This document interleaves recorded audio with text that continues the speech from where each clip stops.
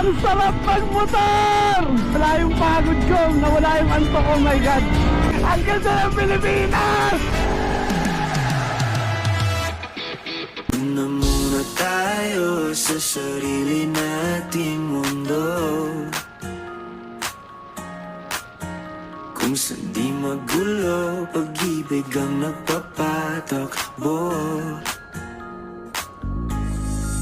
Tayo ay